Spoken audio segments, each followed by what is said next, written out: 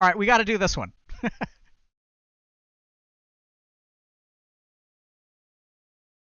How do I poop in public?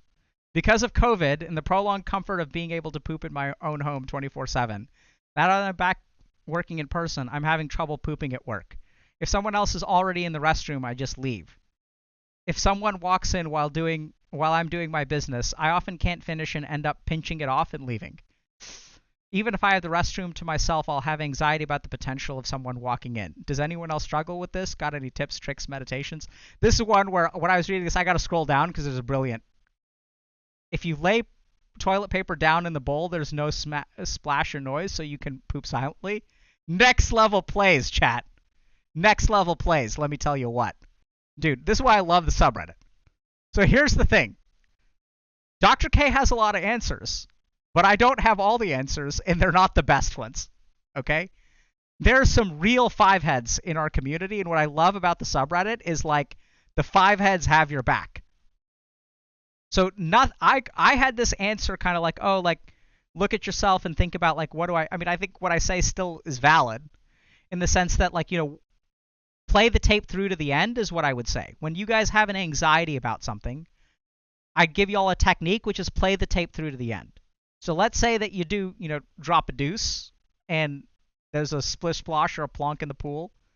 And then like, what is it that you're worried about, right? Like, so what happens after that?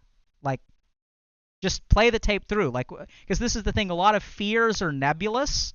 So fears can be a lot like mirages, where the closer you get to them in your mind, the more they disappear.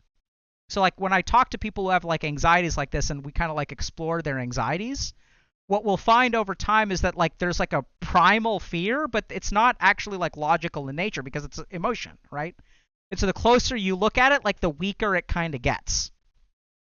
So I would say play the tape through to the end and then think like, okay, so like, oh, but then they'd hear and then what?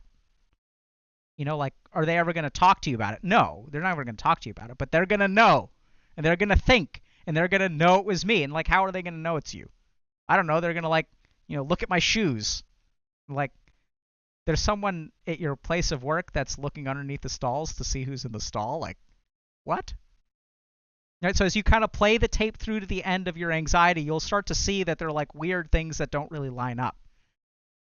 And so eventually when you play the tape through, like essentially what happens is, in my experience, a lot of times the strength of the fear will like diminish the more that you play the tape through to the end.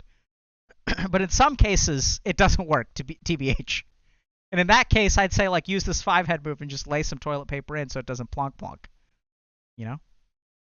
It's great.